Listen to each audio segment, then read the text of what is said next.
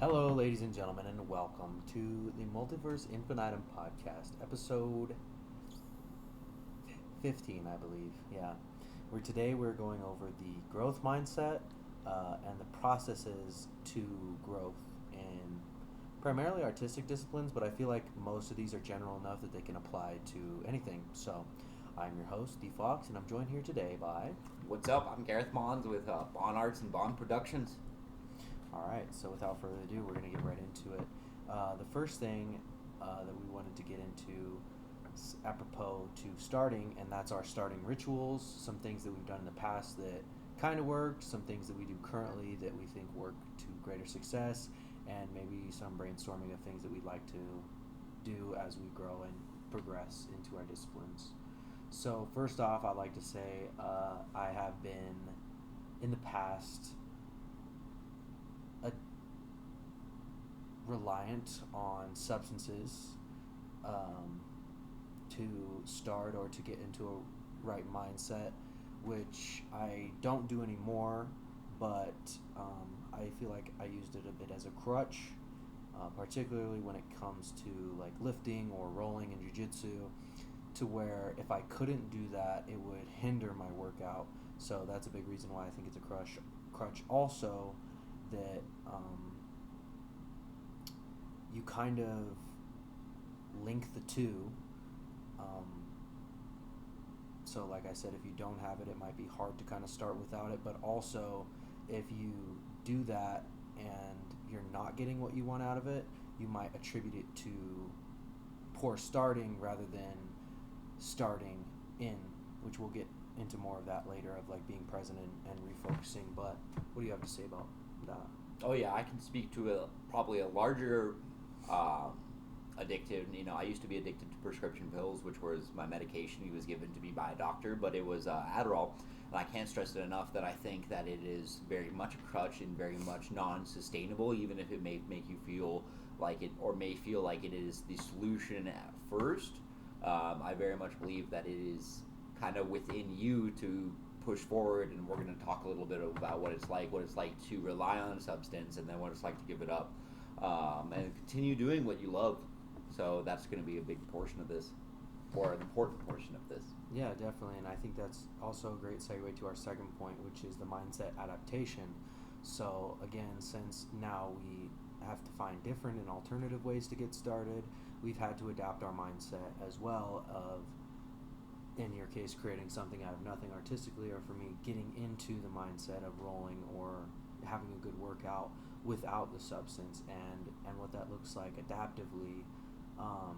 For me, what has been a good success indicator is as soon as I get into something, I try to be fully present and I try to have an allotted time slot or at least maybe a desired result. And whether I feel like it or not, I'm going to stay here until I achieve that. Yeah. So I feel like most of that comes from being willing to do things that are challenging, even if it wasn't previously as challenging for you, and just meeting yourself where you're at every single day. Oh yeah, I'd say 100%. And also not believing that something comes from a specific substance. So I just kind of reiterating what you said, but that it comes from within you. And so regardless of whether or not you're using a specific substance, or even if you're in a specific mind state or feeling a certain way, that you are still capable of what you always have been capable of. I think Right. is a big part of that. And I think it's probably the most difficult hurdle to achieve when you're very first quitting a certain either behavior or even something as um, more obvious as a certain substance. Yeah, definitely. And I hear that from like comedians and authors a lot too. Stephen King talked a lot about his cocaine addiction and how his writing suffered at first, but was taken to the next level once he realized that it was coming from him and not the cocaine. And even comedians will hear that when they first stop maybe drinking or doing hard drugs, that you were funnier when you were drinking or you were funnier when you were on coke. And that can also be kind of a confidence deterrent of like, is it really me or is it the substances? And I'm kind of tapping into something through those mediums. And I think it's just important for creatives to talk more about that because um, I feel like that can lead to more issues down the road. Oh yeah. Oh yeah. And then sacrificing, who you are and the rest of your life in order to achieve a very specific goal. Um, and I think one of the things that we should talk about is if you are going to be sacrificing, how to do it. And we'll get into that a little bit later with discussing discipline and consistency. Right. Well, on to our next deal, like, it has a lot to what we were talking about, but maybe specific techniques that we use to be present and how important being present is not only for the growth and the actual outcome, but the enjoyment of the process, because a lot of people maybe are talented at something or maybe have achieved a desirable result previous, but now they've fallen out of love with it, or they feel like they have this obligation that they no longer enjoy. So how important do you think being present is to not only your technique, but your desired result, desired outcome? Oh gosh, presenceness, especially in the sense that you are and you're engaging in what you're doing, I think allows you to bring all of you out into whatever you're doing, and that can be difficult in times, tumultuous emotions. Um, but there's multiple ways to engage fully in what you're doing. So especially in art and or creative outlets in general, and I think this applies a lot to things like working out as well, because I do those. Um, it's an outlet, and so it's you kind of pour those emotions into what you're doing, and whether or not you are thinking about it, if you are present in the situation, you will be pouring things into your work, and you'll see the results of it when you're done. Yeah. It may not be obvious when you're doing it, but when you're done, you definitely can see the difference.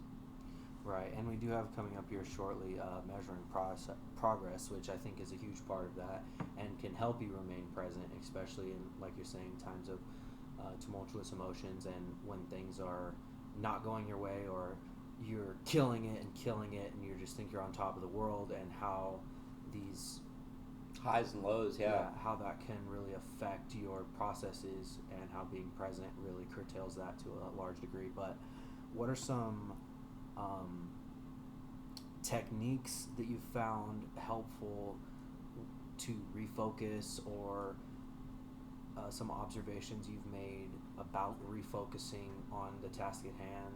Just for me in particular, one thing that I have noticed is, this doesn't apply to everything, but like jiu-jitsu, switching up your training partners and going with different people, maybe a different gym, an open mat or something, and just getting yourself in a different environment so that the rigidity and the staleness kind of, you're reinvigorated from that. Like, maybe you're working out at the same gym every single day, the same workouts, even as small as using the exact same sketchbook, right? What are some techniques that you've learned or observed for refocusing on the task at hand? Particularly gratitude on finding something that you can enjoy no matter what, and for me that's going to be like the natural world, trees, stars, the sky, clouds, things like that. That allows you to detach from it and reminds you that there is something that you can appreciate no matter what, which allows you in turn to refocus on what you're doing and pushing, but also just getting started. Regardless of your mind state or how you're feeling, starting is going to be a huge role, just because even if it feels like there's a massive barrier, the only barrier between you and doing the work is getting started on the work. And so it doesn't work 100% of the time, but often, if you can work 20 minutes into something, you can work on it for multiple hours. Right. And that isn't a guaranteed solution. I'm not going to promise you guys that every time you start doing something, it's going to make you feel like it always did. But there's a pretty good chance that you will fall back into the rhythms that you created in the past, regardless of what you're doing now. Even if it feels different when you started, it won't be different when you continue to do it. Yeah, once it gets going. Yeah, I totally agree with that, and I can attest to that. And I think that is a good point that you're talking about environmentally, because that applies to working out as well. Like, maybe you go on the treadmill every single day and you're like, man, I'm just grinding it out. Well, maybe try to go for a walk in your neighborhood, or go for a hike, or something different just to mix it up. And something that is going to help you calm down a little bit. If you're going for a walk or a hike, it's try to remember your gratitude towards the world and everything else too. Yeah, definitely. Focus on what you can do over the things that you feel like you can't do, especially when it comes to creating progress in a certain field. But what are some things that you think help measure your progress? I know for me, obviously an easy one for working out is like PRs, or maybe even just working sets of, oh, I used to do 10 reps of 100 pounds, now I'm doing 10 reps of 120 pounds with the same effort. Yeah. But it can also be tricky in martial arts, because if you're doing it right, your training partners are going to get better along with you. So maybe you're dominating this guy and he's 2 months in and you're 2 years in, and now you're 3 years in and he's a year in, and you guys are closer in skill. You're like, geez, have I gotten worse?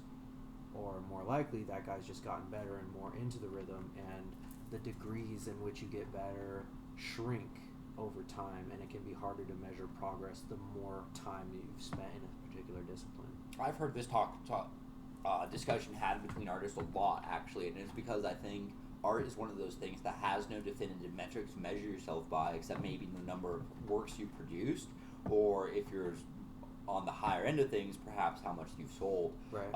But for the vast majority of artists, especially amateur artists who aren't making money but would desire to push themselves, it can be an extremely easy trap to fall in, because no matter how much you've done, there's very little quantifiable measures for you to measure yourself by and measure your growth, and so it can end up feeling very hopeless very quick. And one of the things that I like to do is put up my art around me, someplace that I can see it. If it's just the thumbtacks on the wall, that's fine, but at some point put it someplace where you're going to be walking by it, so that you can literally see your progress and literally go back and be like, this was better than I thought, and I am getting better. And even if you're not, even if you're falling into a place where you feel like you're maybe getting a little bit worse over time, a lot of those things can come from exhaustion. And so it's better to see your progress and kind of acknowledge that than it is to not. But it's very difficult, especially with things like art, because there is no quantifiable, definitive absolutes with it. Yeah. You can't say I've hit this or I've done this. There's no PR. But oftentimes also when you complete something, you may feel a certain way about it. You may either think it's really good and later come back to it and see it's not so great, or think it's really terrible when you're done with it and come back to it later and just see the really value in behind it. And so either way, putting that on the wall and being able to expose yourself to it for multiple times, I think is very important. It's Right. very important to see your own work and not just hide it in your sketchbooks. Yeah, and I think even from more of a meathead perspective, taking like progress photos, because you can look at yourself in the mirror every single day and over 6 months be like, oh, I still feel fat, or oh, I don't really know if I've gained a lot of muscle or whatever, and then you look over time and you can see your progression tangibly through your progress photos. Yeah, I think there's one more important aspect to understand in this, and it won't necessarily help you in a moment. It is very important to remember that when you are getting better at something, it can oftentimes feel as though you are getting worse because you know more about it. Yeah. It's like the true wisdom is realizing you know nothing, and that might at times make you feel like you're dumber than when you started your journey, but in fact it is the product of growing and being able to see how far you actually have to go. Totally. Yeah. Not to get off topic, I guess, but there's a really great lyric from Red Hot Chili Peppers that just kind of sparked in my head when you said that, and it's, the more I see, the less I know, the more I like to let it go. Yeah. And that's a huge, like, I totally agree. The more I see in jiu-jitsu, or the more lifting I see, or even as a writer, just the more I read, you see the abyss so much deeper than you thought. You're like, whoa, there's things I didn't know that I didn't even know. Exactly, and so it can feel very much, I've been experiencing with playing the piano a lot, that you're actually getting worse when in fact you are getting better. Yeah. Yeah. And I think we're going to talk a little bit later about forced breaks and how much that can help that too. Yeah, that's coming up here soon, definitely. But I guess this kind of ties into also what we're talking about. How important do you think it is to be accountable not only to yourself through how much you produce, or even taking those forced breaks like we'll talk about later, but being accountable to others and having like a like-minded fellowship amongst artists or fellow lifters, people that are trying to get good at a similar discipline as you, how much do you think that that boosts your confidence and your, I guess, desire to continue? Oh, I think it's very, very. I'm not going to say essential because you absolutely are capable of pursuing these things alone. And there's a lot of stories online about people that had to do that and had very profound results because of it. And I think that's kind of where I am with my art. You know, I failed to have a community, but being in wrestling and jiu-jitsu, you know, the martial arts, I think I probably would not have continued as far as I have continued if I didn't have a really solid group of people who not only did I want myself to continue, but I wanted them to see my progress, and I wanted them to see my discipline. And, you know, if I didn't go and I didn't show up to a specific class, just knowing that my absence would be noticed played a huge part in that. And me wanting to show not only myself, but the world and my peers through that I had the discipline to continue. Played a huge role in that. I think I probably would have given up wrestling if I was doing it alone. Just because it's very difficult, you know? Yeah, which I guess it is kind of impossible to do alone, but there are a lot of people that do drop out of jiu-jitsu in particular, and this isn't a knock on jiu-jitsu, but just because they don't feel that sense of community, or they feel like maybe there's some gatekeepers that until I get to a certain skill level, I won't be treated with the same level of respect. Yeah. And you kind of have to go through the fire, whereas what I've noticed through our gym as well as just being a wrestling coach, you treat the first days the same way you treat the 10 years in. Exactly. And respecting the progress, and it's going to look different for the first day than the guy who's been in it for 10 years. Yeah. And just meeting people where they're at. Yeah, I totally agree, and I'm sure you've noticed this too, just through your Instagram or whatever. That is, of all the communities I'm a part of, that is the strongest in the gym community, because comparison is the thief of joy, and in the gym community there is a lot less of that, even though on the outside it might seem like there's a lot. Everybody's just got their shirt off looking in the mirror, but I've seen people on their first day in the gym and 20 years in the gym, and that guy with 20 years will treat that first day with respect, with reverence, with encouragement, that will create that fire and that love for the sport or for their discipline, that will continue for years. Do you think you have anything to say to people that might find themselves in the wrong communities, you know, where there are gatekeepers that maybe don't treat them with respect on the first day, and anything way to overcome that? I would say persistence is a big part of it, but also your communication. Sometimes if you're quiet and you're a little timid and you're not putting yourself in these situations, that can be interpreted as maybe he doesn't want to talk with us, or maybe he's just kind of feeling it out, and once he's committed, then we will show him the same level of interest once he's provided his commitment. I've seen that a lot in the jiu-jitsu community for sure, of like, oh, another trial day guy, he's going to be gone in a week, so why even invest any sort of emotional or physical energy on this guy if he's not really about it? But then once you've come 3 or 4 months, they're like, okay, what's up, man? Hey, good to see you. And it slowly changes over time, which I've had to deal with. But also it could be a change in environment. You know, I'm not going to say every single jiu-jitsu gym is like that, but also not every single bodybuilding or CrossFit gym is going to be, like I said previous, and they treat the day one with respect. Particularly with CrossFit, I see a lot more gatekeepers because it's so performance-based and so metric-oriented, versus bodybuilding is sort of like, you be the best that you can be. And it feels to me like they have more love to give, because most of that effort is primarily about themselves. So the more that they can get in the community and help each other, a high tide rises all ships. Yeah. Versus jiu-jitsu can be very much a crabs in a bucket mentality of, if somebody gets too good, if somebody starts rising up, we kind of start to X them out or try to pull them down a little bit of like, what do you think, you're better than us?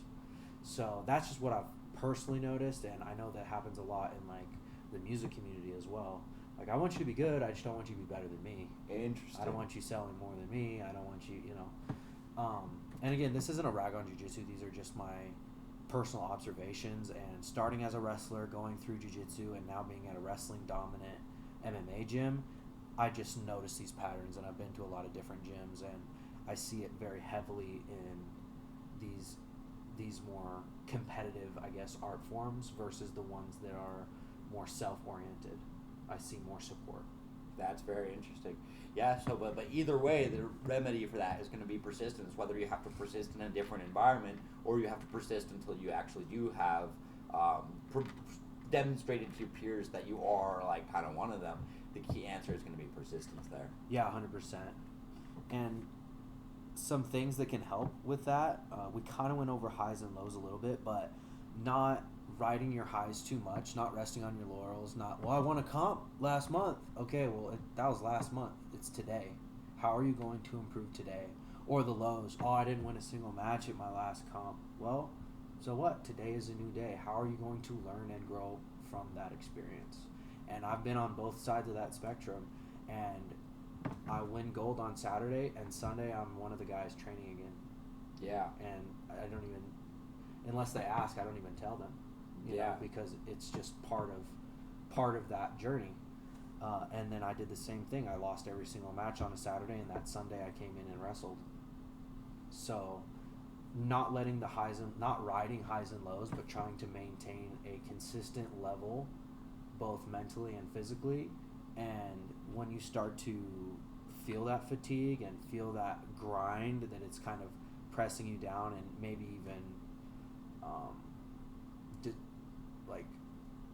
discouraging you, I feel like forced breaks are super helpful, especially when it comes to physical disciplines, when your body is literally taking toll and you're in preparation for a comp and you're trying to peak at a certain time, and then you compete and it's hard and you put an insane amount of effort and physical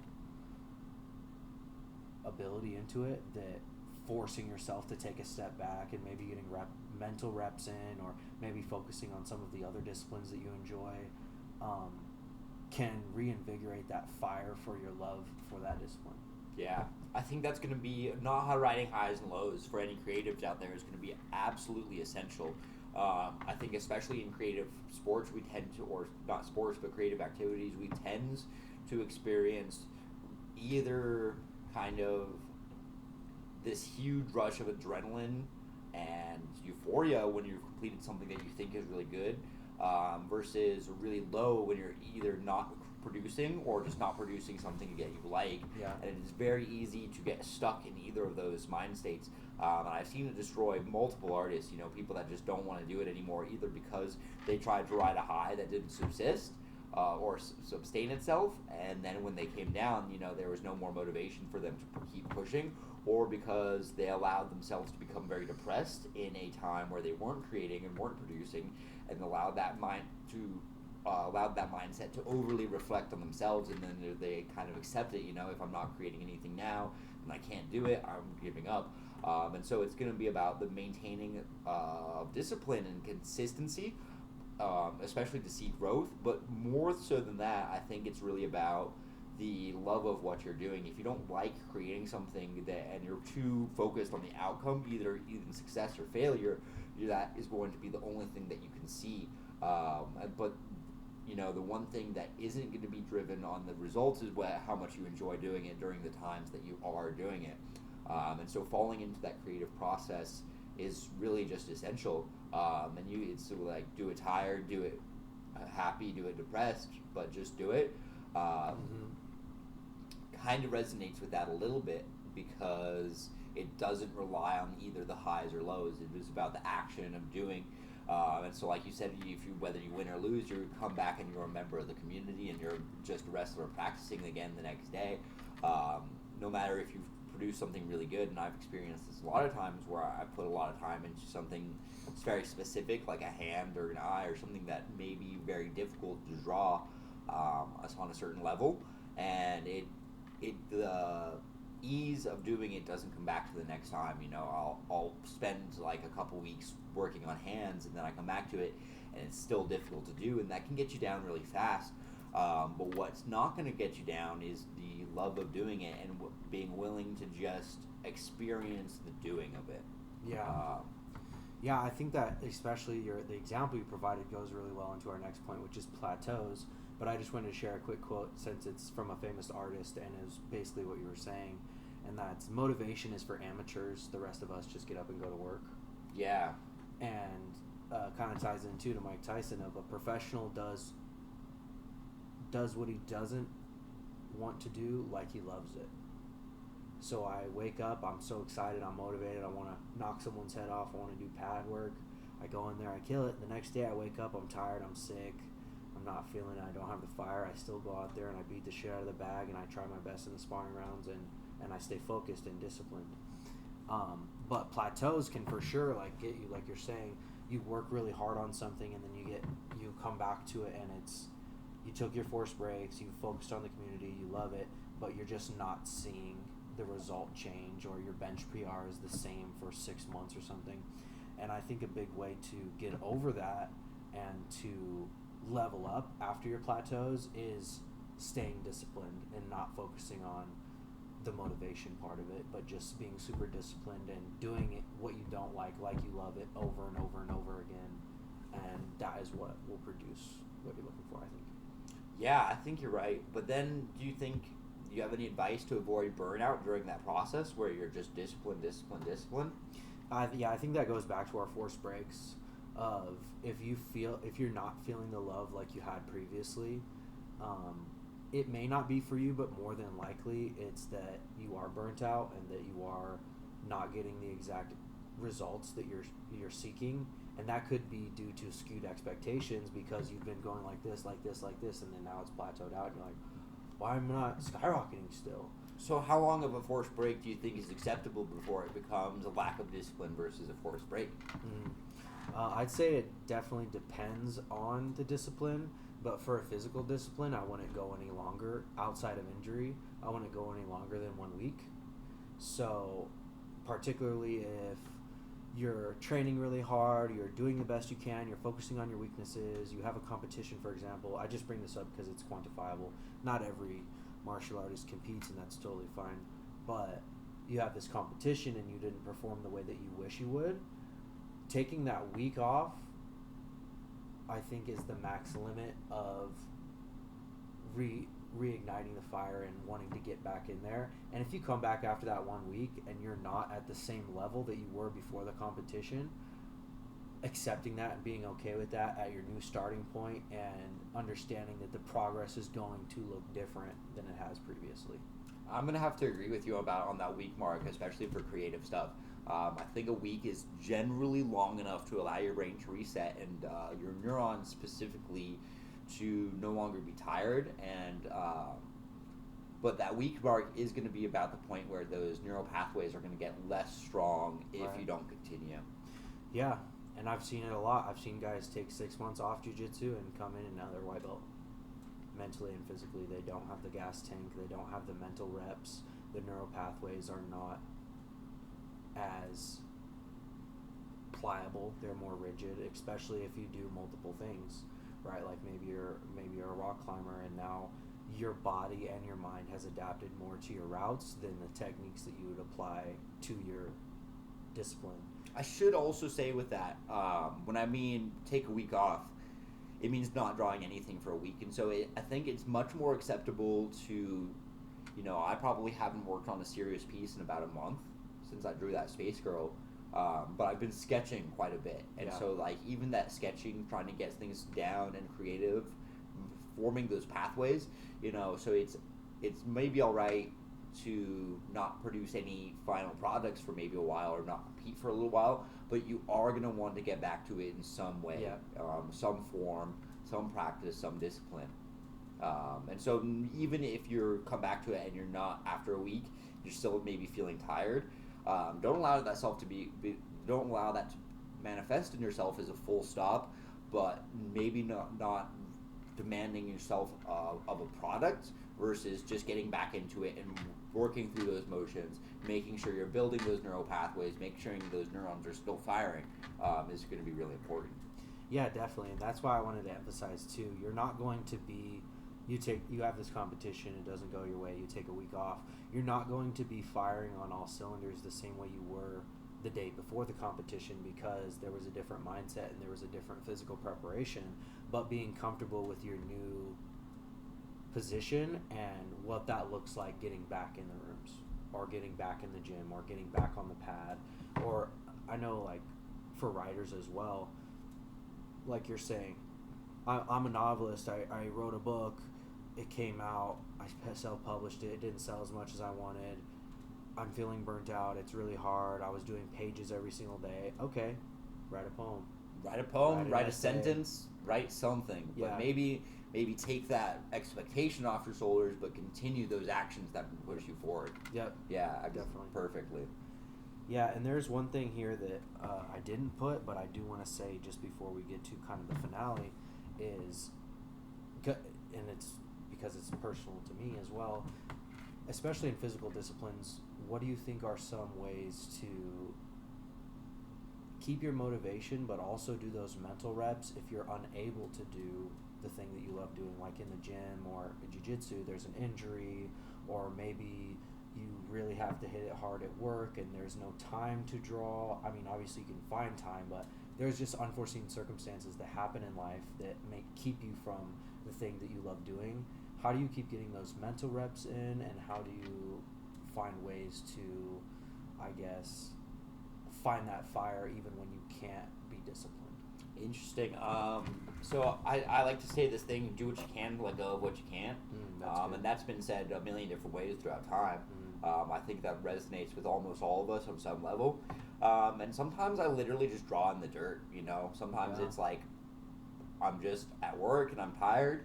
I come home and I'll just pick up a pen and I do like eyes closed drawings. I do stupid sketches, and sometimes for months at a time, that's all I'm working on is just kind of getting these ideas that I see in my head onto the page. And most of the time, they're gonna look like trash, like really bad trash. But there's something about understanding your ability to create something or form an image in your mind and then make that real in some way or another, even if that is like a literal finger drawing in some sand. That's going to activate the neurons that allow you to remember that you love it and allow you to remember that you are capable of it. And that's going to grow over time. So if you do it every day, even if it's 5 minutes, even if it's 15 minutes, that 15 minutes tends to snowball very quickly into an hour, and it becomes an hour and a half, and then all of a sudden you're back at it, stronger than you've ever been. Right. And so that's a little bit of discipline, and it's a little bit of just allowing yourself to be doing what you're capable of in that moment. So if you feel like you can't do something great, do something small. If you feel like you can't do something small, do something at all. Yeah, I like that. Dang, that's catchy too. Yeah, it is. And certainly I would say that too. Like right now I can't go full length rolls, but I still showed up to the gym and I still did some, leg locks and stuff, works with that didn't really target my injury. And focus on what you can do, not what you can't do. I like that a lot too. Yeah. I think that's really helpful for people who are uber focused on one discipline, but also is very applicable to people like us that are really invested in multiple disciplines and find different outlets and avenues to express ourselves. And maybe you're not writing a song but you're drawing, or maybe you're not drawing but you were at the gym and you were trying a new exercise, or focused on the variety over the singular mindset, drill into one category. And I find that helpful for anybody, even if you're a super famous musician and you're the top of your craft and you're the shit. Still hit mitts, still go to the gym, still go on hikes, still draw a little bit if you want to.